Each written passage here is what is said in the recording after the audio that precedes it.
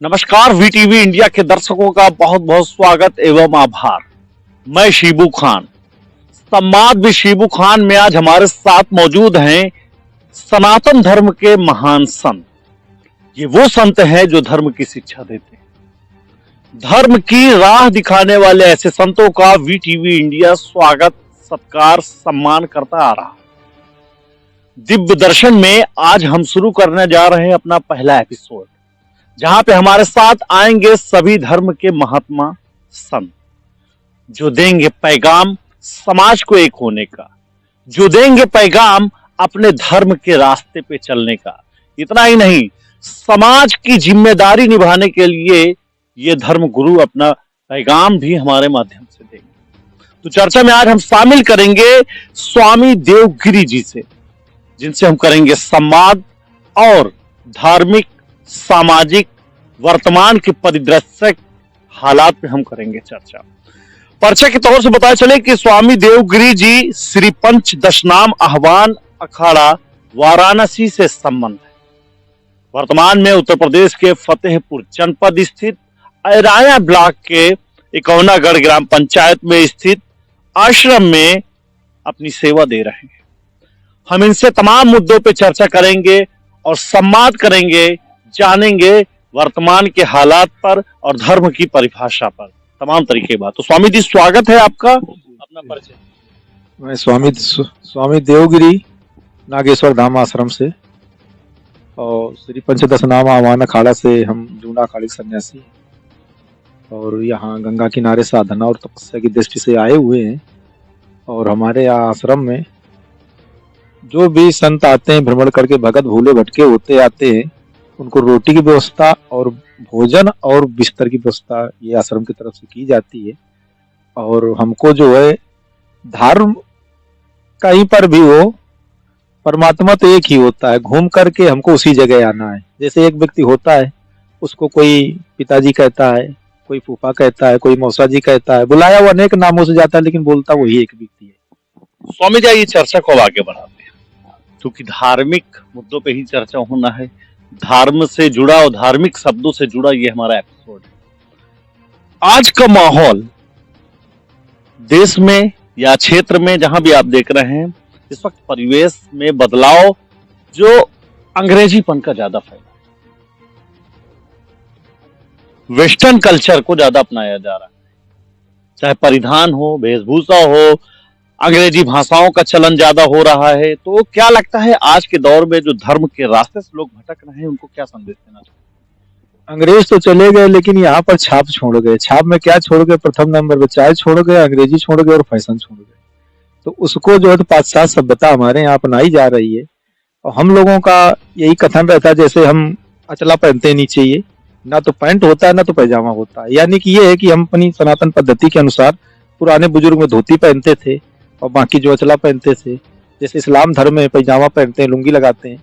आज चीजें अपने धर्म को अपनाना चाहिए, पाश्चात्य सभ्यता हमको नहीं अपनानी चाहिए। जैसे दाढ़ी मुछ बनाना सभी लड़के लगभग बनाए रहते हैं, तो हमारे यहाँ जो है तो मुछ रखाने का भी विधान था।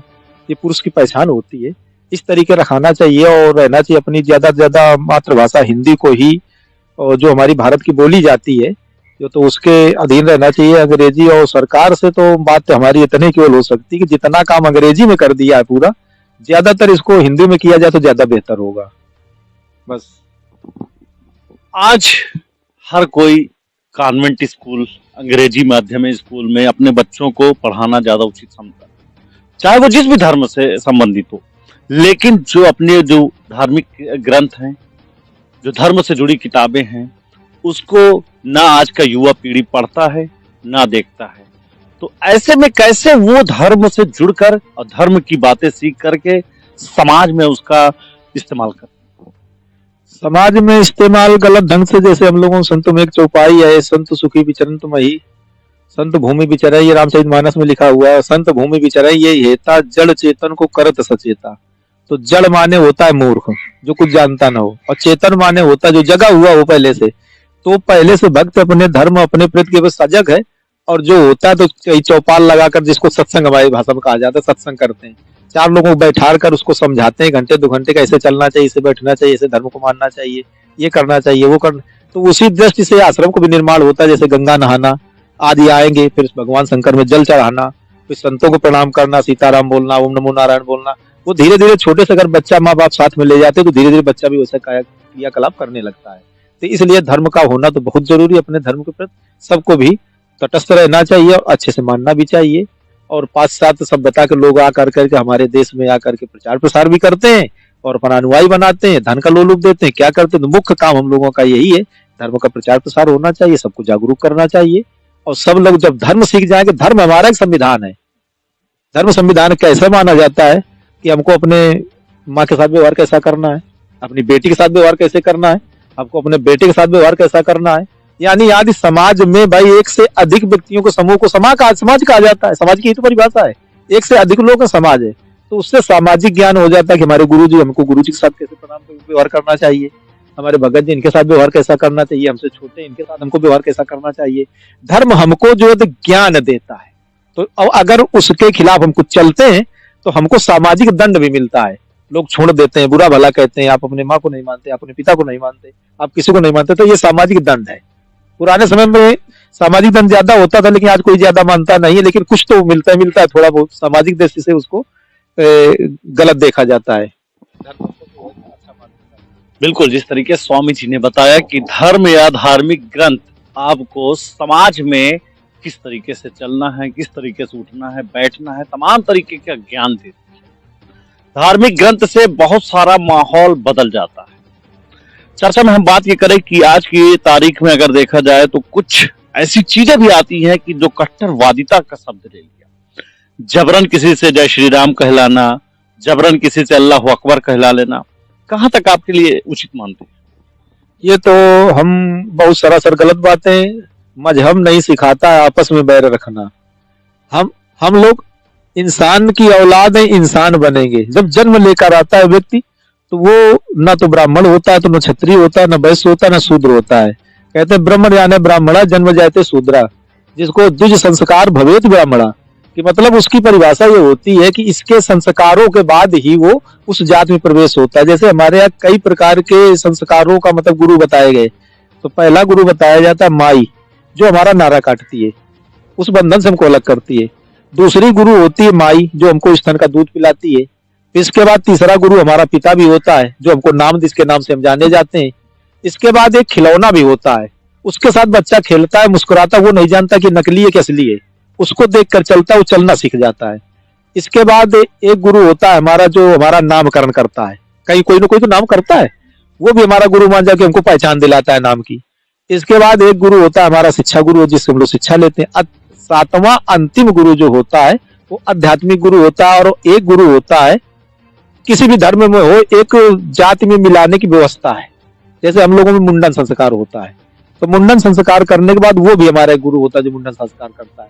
इतने गुरुओं से हमको पहलुओं से गुजरना पड़ता है, ये चीज है। तो धर्म नहीं सिखाता आपस में। और कट्टरवादिता ये विदेश से शुरू होती है, हमारे देश में ऐसा कुछ भी नहीं रहा। आज भी प्रेम पूर्वक सौहार्द सब लोग, तो हम तो रहते हैं यहाँ पर तो बहुत संप्रदाय के लोग, यहाँ ईसाई भी हैं, मुसलमान बहुल क्षेत्र भी है, हिंदू भी हैं। तो हम ये मानते हैं कि लगभग 30 से 35% गुरु जी मुस्लिम कम नहीं होगा यहाँ पर इस क्षेत्र में। और सबसे प्रेम पे सौहार्द हमारे यहाँ तो सभी लोग प्रधान लोग आते हैं या कोई के सब आते हैं, गौतम यहाँ घूमने टहलने, मेरे प्रेम से बोलते हैं। कभी निकल पड़ते हैं, स्वामी जी चाय पी के जाइए, कहने लगते हैं कि महाराज जी आप चाय हमारे यहाँ तो पिएंगे नहीं, तो कह देते हैं भाई क्यों नहीं पिएंगे, आप में क्या बुराई है, आप साफ सुथरा पिला। सफाई तो डॉक्टर भी कहता है हमको रहना चाहिए, सबको हाथ भी धुलना चाहिए, पैर भी धुलना चाहिए, नहाना भी, तो डॉक्टर भी कहता है वैज्ञानिक तरीके से हमको साफ सुथरा रहे, उससे हमारे जीवन में बीमारियां भी कम आती। हमारा अध्यात्म और विज्ञान दोनों देखा जाए तो एक जैसे, सफाई पर विशेष ध्यान दे रहे हैं, तो ये तो सबको स्वाभाविक करना चाहिए। और यही है कि धर्म कभी जोड़ता है, तोड़ता नहीं। बहुत अच्छी बात हमारे संत महात्मा जी ने बताया कि धर्म हमेशा जोड़ता है। धर्म की स्थापना ही शांति पाने के लिए, जोड़ने के लिए हुआ। लेकिन समाज में ऐसे अराजक तत्व आ चुके हैं जो धर्म के नाम पे, जातिवाद के नाम पे, राजनीतिक माहौल बनाने बिगाड़ने के नाम पे तमाम तरीके के तत्व ऐसे शामिल हो जाते हैं जिसे समाज में कहीं न कहीं हम बंट जाते हैं।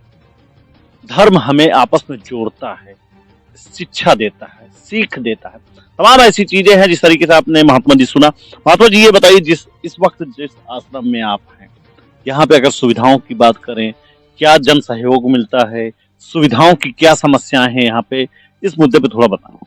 असल में मामला असली सत्य सही सत्य पर जाएंगे। ये अभी नवनिर्मित आश्रम है, इसलिए बड़ा समय लगता है। धीरे धीरे धीरे धीरे उन्नति होती है। हम लोग विरक्त हैं ना, हम लोगों को कोई वित्तीय सहायता होती है ना कोई इस तरीके होता है। तो जो थोड़ा बहुत ग्राम पंचायत की हो जाए, बाकी श्रद्धालुओं के द्वारा ज्यादा धीरे धीरे बढ़ता है। जैसे थोड़ा थोड़ा थोड़ा मिला, कहते हैं बूंद बूंद से घड़ा भर जाता है। काम सारे होते हैं लेकिन थोड़ा समय लगता है, धीरे धीरे विकसित होता है जैसे जैसे उसका समय। और हम जानते हैं परमात्मा की जब कृपा होती है तो समय से पहले और भाग्य से ज्यादा कुछ होता नहीं है। तो सत्य चीज तो यही है कि ईश्वर पर निर्भर रहना चाहिए। बाकी भगवान रोटी की व्यवस्था और बिस्तर की व्यवस्था, दो चीजों की कमी नहीं है, ईश्वर दे रखा है, सबको मिलेगी जो भी रूखी सूखी है। और बस हमारे लोगों को यही सबसे उम्मीद रहती, परमात्मा से यही प्रार्थना रहती, सर्वे भवन्तु सुखिनः सर्वे सन्तु निरामया सर्वे भद्राणि पश्यन्तु मां कश्चित् दुःख भाग् भवेत्। 2022 में हम प्रवेश कर चुके हैं। वीटीवी इंडिया के माध्यम से जनता को धार्मिक सामाजिक क्या संदेश देना चाहिए?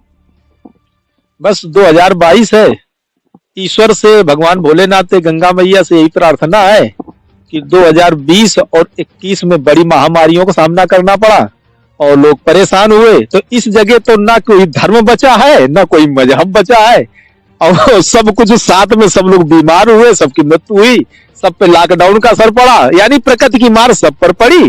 तो हम ये जानते हैं परमात्मा सबको सुखी रखे, सबको अच्छा रखे। और हम तो संत हैं, बस वही एक श्लोक को याद आता है, अयम निजा परो वेति गणना लघु चेतसाम उदार चरिता नाम तू वसुधैव कुटुंबकम। यानी कि पूरा परिवार ही, अब पूरा पृथ्वी जितना भी अपना परिवार है, और सबको अच्छे से भगवान रखे, ये ईश्वर से प्रार्थना है। संवाद शिबू खान में हमारे साथ महात्मा जी ने जिस तरीके से धर्म के आधार पे, समाज के आधार पे, रीतियों के आधार पे, धार्मिक ग्रंथों के आधार पे रहने की शिक्षा दीक्षा दी है, समाज में चाहिए कि हमको एकजुट, भारत चूंकि एक ऐसा देश है कि एकता में अनेकता देखने को मिलती है। हिंदू, मुस्लिम, सिख, ईसाई सभी धर्म का यहाँ पे मेल जोल हमेशा से रहा है। वीटीवी इंडिया हमेशा से यही अपील करता आ रहा है कि समाज में अमन, चैन, शांति स्थापित हो। यही हमारा मुख्य उद्देश्य है। वीटीवी इंडिया के सभी दर्शकों का पुनः आभार।